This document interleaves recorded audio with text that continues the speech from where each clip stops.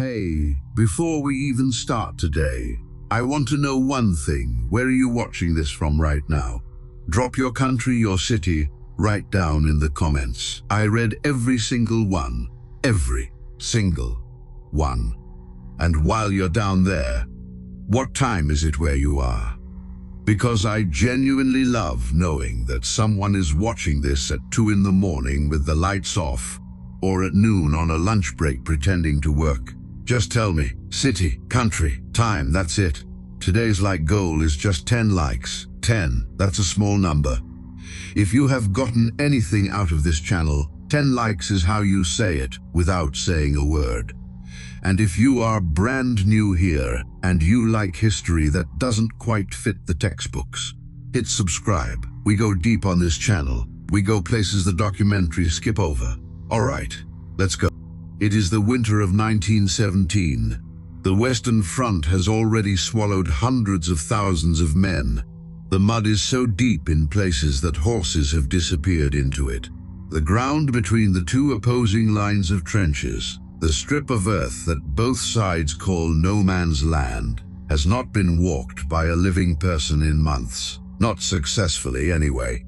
On the night of October 9th, a 4-man British reconnaissance patrol crossed the wire near Passchendaele. Their objective was straightforward: move 300 yards into no man's land, identify enemy listening post positions, return before first light.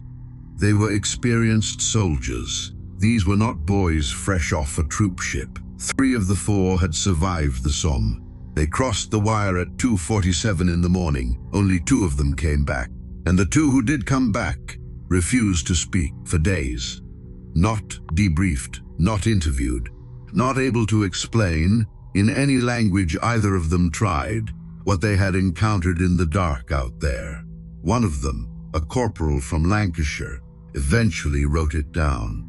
Not in his official report, in a letter to his mother that she kept hidden in a biscuit tin for 41 years before anyone found it. The question that letter raises has never been answered. So what did they actually see? To understand what those soldiers encountered that night, you have to understand where they were, and what that landscape had become by October of 1917. The Third Battle of Ypres, which history would later record under the name Passchendaele, had begun on July 31st, 1917. It was fought in the Ypres salient in West Flanders, Belgium, a bulging curve of Allied-held territory surrounded on 3 sides by German-occupied ground. The salient had been a killing zone for 3 years by the time this particular engagement began. The 66th Infantry Division, under the overall command of General Sir Herbert Plumer's Second Army, held a section of the front line running northeast of the ruined village of Zonnebeke. The 66th had been in the salient since the previous spring. By October, the division had suffered significant casualties across multiple engagements. Regimental records held at the Imperial War Museum confirm that by the second week of October, some companies were operating at less than half their established strength. The 4-man patrol that went out on the night of October 9th was drawn from B Company, 7th Battalion, Manchester Regiment. Their section of line sat immediately adjacent to a flooded shell crater field that military maps of the period labeled simply as Grid Reference 19 Delta. The terrain had been reduced over months of sustained artillery bombardment to something that barely resembled Earth at all. Churned clay, standing water black with decomposition, tree stumps sheared to nothing. No vegetation of any kind above knee height. The temperature that night was approximately 38 degrees Fahrenheit. Visibility was low. A ground fog had settled in after midnight. These conditions matter because what the patrol encountered has been explained over the decades since by men who never stood in that fog, who never heard what that landscape sounded like at 3 in the morning. But it was not the enemy that these soldiers feared most that winter. His name was Corporal William Dodd. He was 23 years old, from the town of Bury in Lancashire, and he had been on the Western Front since the autumn of 1916. Before the war, he had worked in his father's cotton mill. He had been engaged to be married. There is a photograph of him in the regimental history of the 7th Manchesters, taken sometime in the summer of 1917. He looks directly at the camera. He doesn't look frightened in the photograph. He looks tired. The letter that Corporal Dodd wrote to his mother, Margaret Dodd, was dated October 14th, 1917, 5 days after the patrol. The letter was retained by the Dodd family, and portions of it were later included in a privately published memoir compiled by veterans of the 7th Manchesters in 1962. The relevant passage was quoted in full in historian John Garfield's 1994 study of supernatural folklore at the Western Front, titled Voices from the Wire, which drew on a range of veterans' personal correspondence held in private and institutional collections. What Corporal Dodd wrote, in his own words as reproduced in that account, was this. He said that on the night in question, the patrol had moved approximately 230 yards into no man's land without incident. Standard procedure. Low to the ground, no talking, hand signals only. The patrol leader, a sergeant whose name Dodd did not include in the letter, had indicated a halt position near what remained of a concrete drainage culvert. It was there that they first heard it. Not artillery. Not small arms fire from the German line, which was roughly 100 yards further northeast. Something closer, something at ground level. Dodd described it as a sound he could not classify. He tried in the letter several times and crossed out each attempt. The description that survived was this. It was not an animal he recognized. It was not the sound of a man moving. It was rhythmic in a way that felt deliberate, and it was coming from the direction of a collapsed trench section that neither side had occupied or approached in many weeks. The patrol held position. Standard response to an unidentified sound in no man's land. You do not move, you do not fire, and unless fire upon you, wait. They waited for approximately 4 minutes. Then Dodd saw it. He later wrote, and these are as close to his exact words as the 1962 memoir reproduced them, that whatever it was moved upright, that it was large, that it crossed a gap between two crater lips in a way that no man he had ever seen move had ever moved. Not running, not walking, something between the two that had no name. He wrote that it stopped, that it appeared to face them, though in the fog and the dark he could not clearly make out a head or a face, that it was still for a very long time. Then the sergeant raised his hand and the patrol withdrew, without firing, without speaking. Dodd wrote that during the withdrawal, not one of the 4 men looked back, not once. Pause for 1 second. I genuinely want to know what you think. Was this psychological, an animal, enemy movement, or something we still do not have a name for? Drop your theory in the comments right now. Let's see what the records actually say. It is 2:51 in the morning. The fog has thickened in the last 20 minutes. Visibility is perhaps 15 yards in any direction. Corporal William Dodd is lying prone in the mud behind a collapsed drainage culvert that was once, before the bombardment, part of the Belgian agricultural infrastructure of this valley. His rifle is in his hands. His hands are not shaking.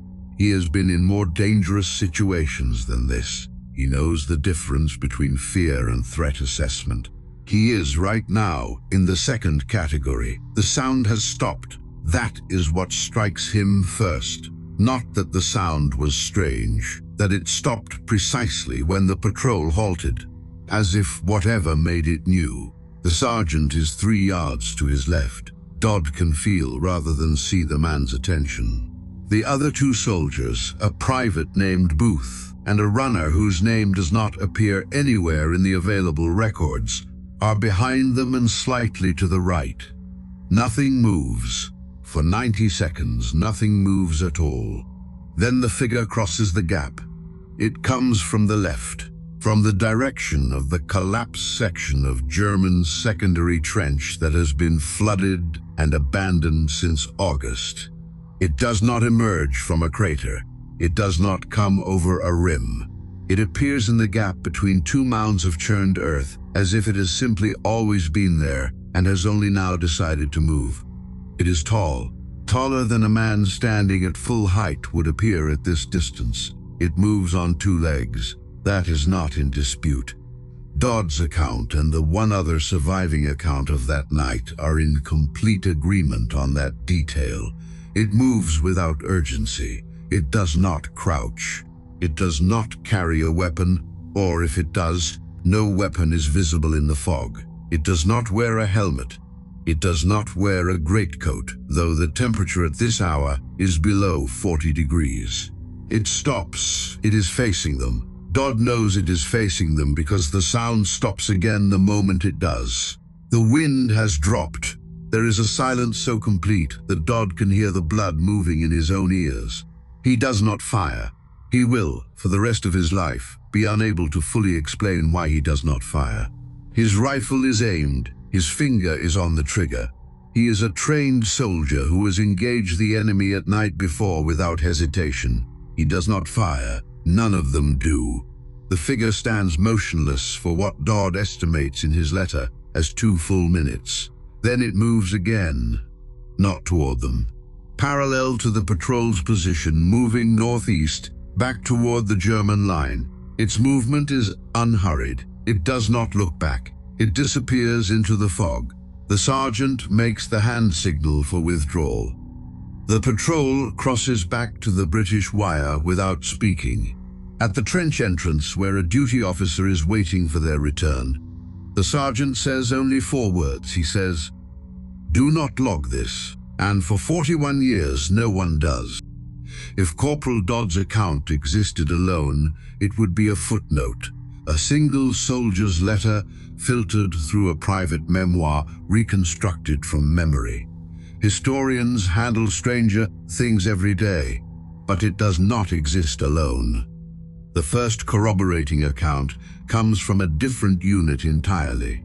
The 2nd Battalion, Gordon Highlanders, held a section of line approximately 4 miles south of the 7th Manchester's position in the area near Hooge.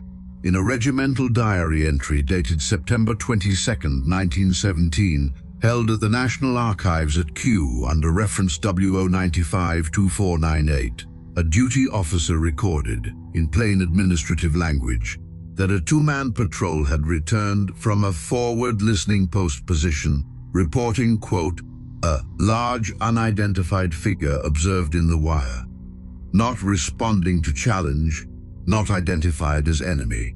The entry notes that no further action was taken. The patrol was not sent out again that night. The language is bureaucratic, almost bored, and that quality is precisely what makes it significant. This is not a man reaching for drama. This is a duty officer filing a report. The second account is from a letter preserved in the collections of the National Library of Scotland, written by a Private A. MacPherson to his brother in Aberdeen, dated September 30th, 1917. MacPherson does not describe a single figure. He describes a sound he heard twice from the parapet of his trench on 2 separate nights, coming from the direction of no man's land. He describes it with the specific vocabulary of a man who grew up in rural Scotland and knows what animals sound like. He writes that it was not a horse, not a dog, not any bird he had ever heard. He writes that it had weight to it, the way sound has weight when something large is making it. He writes, in the last line of that passage, that he mentioned it to his section corporal, who told him that he had heard it too 6 nights before. The third source is of a different kind entirely. In the summer of 1919, a Belgian journalist named Henri Collignon published a series of articles in the Ghent newspaper Het Volk, collecting accounts from farmers and villagers who had lived in the Ypres salient region before the war displaced them. Several of those accounts, given by elderly residents who had no connection to the military, described sightings in that same landscape dating back decades before the first German soldier ever crossed into Belgium. The sightings clustered consistently around the same low-lying waterlogged terrain that would later become no man's land, the same flooded fields, the same fog-prone valley corridors between the ridge lines. One elderly farmer from the village of Broedzijnde, whose account Collignon preserved in full, described his grandfather's account of something seen in the fields as a young man in the 1840s. The description, translated from Flemish, reads, "Tall, upright, moving at night, not fleeing when approached, not attacking either." The fourth account is perhaps the most unsettling in its official character. In a collection of intelligence summaries from the British Second Army, housed in the Imperial War Museum's document archive under Private Papers reference 12917, an intelligence officer attached to Corps headquarters noted, in a summary dated late October 1917, that 3 separate patrols from 3 different battalions in the Zonnebeke sector had reported sightings of and this is the language used, large unidentified presence in no man's land. Upright, non-hostile, non-responsive to observation. The officer noted the reports in sequence and then added a single line beneath them. The line reads, "Origin unknown. No further investigation recommended. No further investigation recommended." Read that again. An intelligence officer, a man whose entire purpose was to investigate anomalies, saw 3 independent reports from 3 independent units describing the same thing, and wrote, "No further investigation recommended."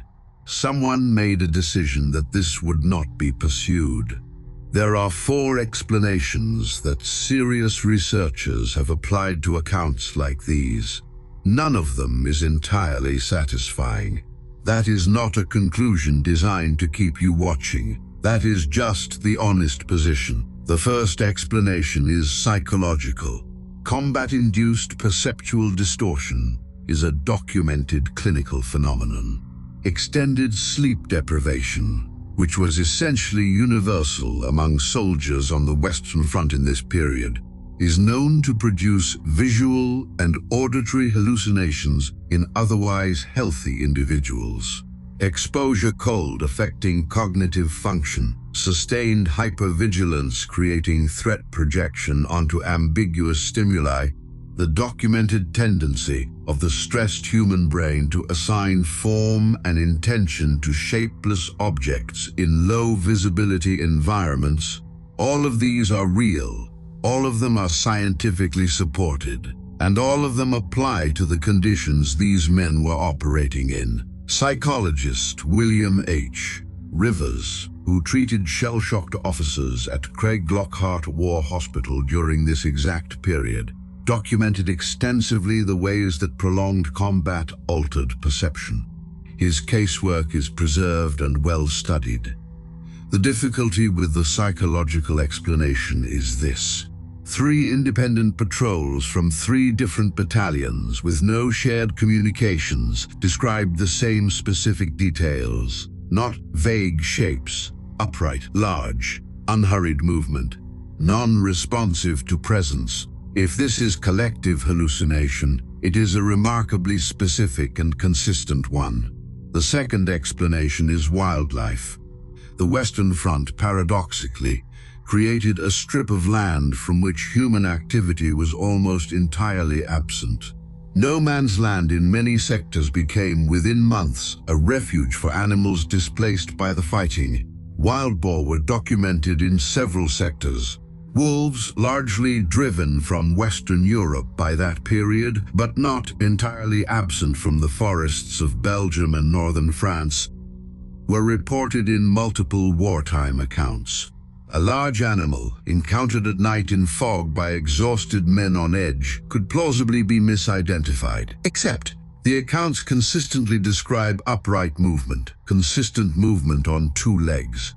Animals with the mass to produce the kind of presence these soldiers described do not move that way. And the detail that appears in several accounts that the figure did not flee when approached or when the patrol made noise does not fit any large mammal in the regional fauna. Prey animals flee. Predators either attack or withdraw. Something that simply stands and does not respond to human presence fits neither category. The third explanation is enemy psychological operations.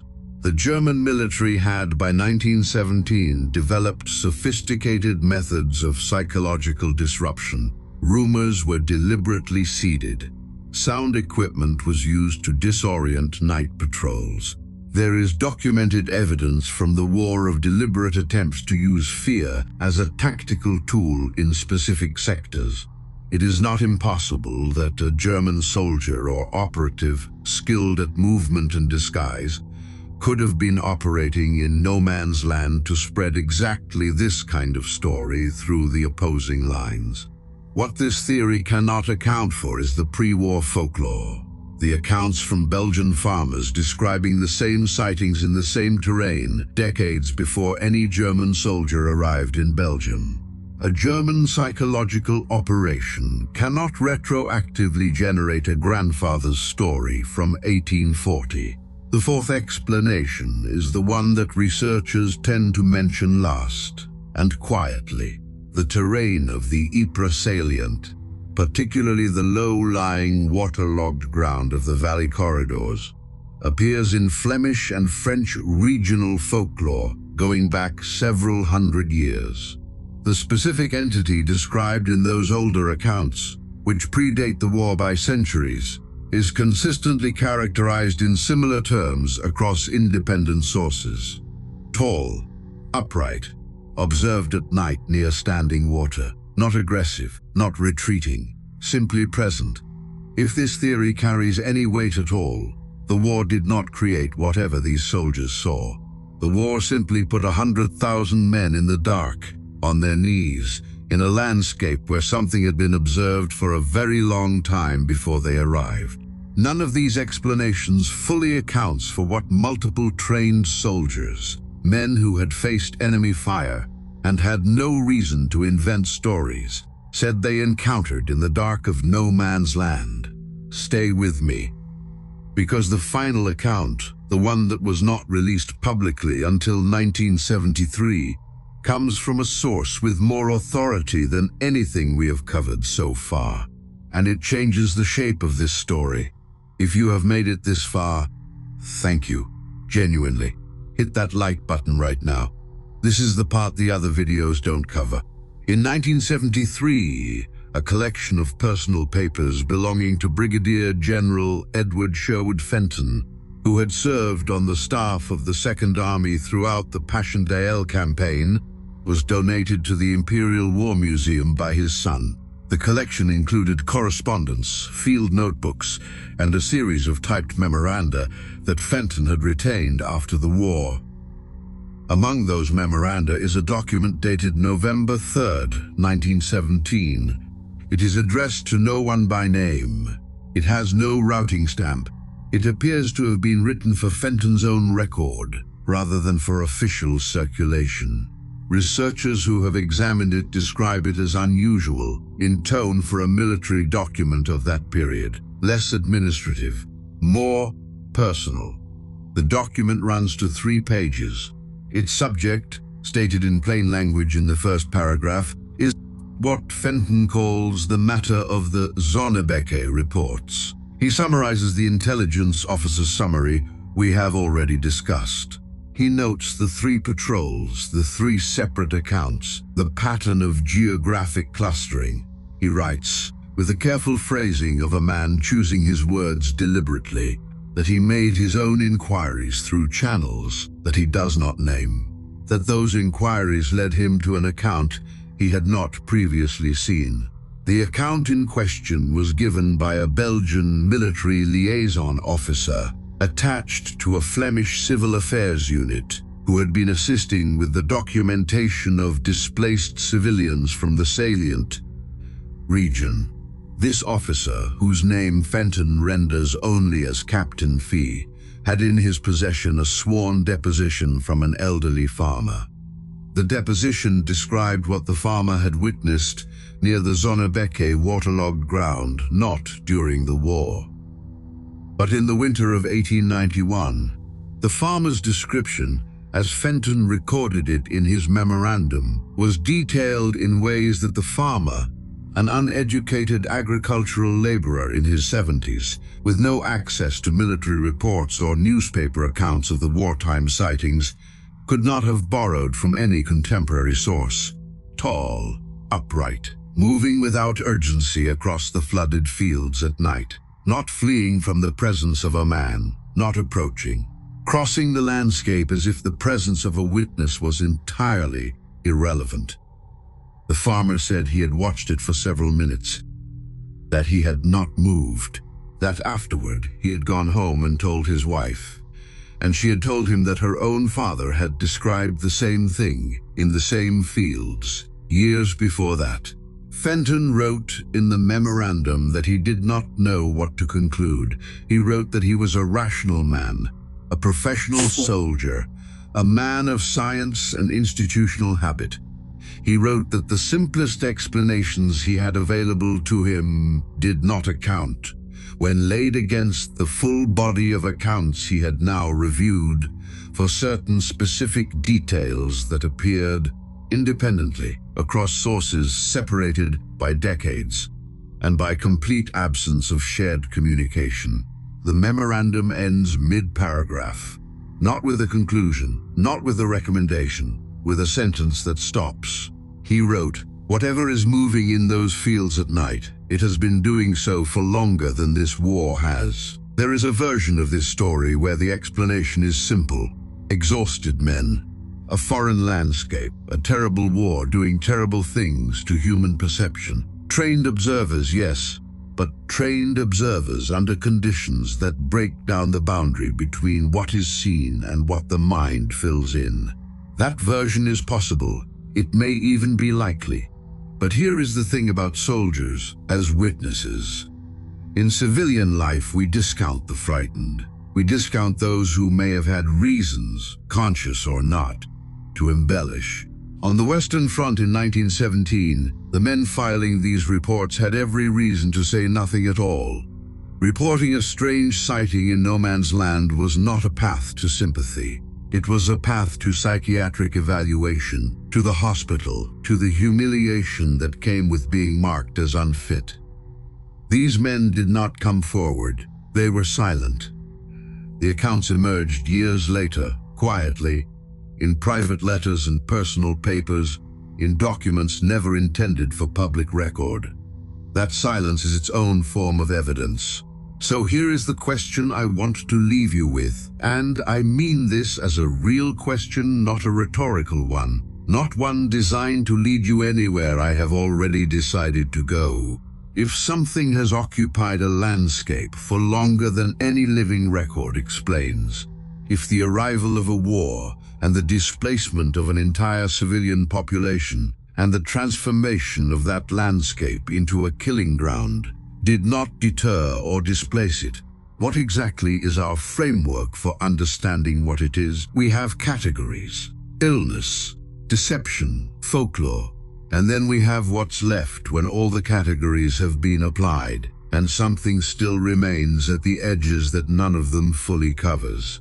I don't know what was moving in those fields in the winter of 1917. I don't think the men who saw it knew either. The soldiers who came home from that ground almost never spoke of it in daylight. Only at night, when the lights were low, and even then, only once. Now I want to hear from you. Which theory do you actually believe? Psychological? Wildlife? Enemy operation? or something older than any of those explanations? Drop it in the comments. Tell me your reasoning. I read every single one, and I genuinely want to have that conversation with you. We set a goal of 10 likes today. If we hit it, that is you telling me this kind of deep dive history is worth more of your time. If we haven't hit it yet, this is your moment. Next time we go even deeper. Different war, different continent, mystery that took 60 years for the official record to even acknowledge existed. You do not want to come in cold on that one. Subscribe so you do not miss it. I will see you in the dark.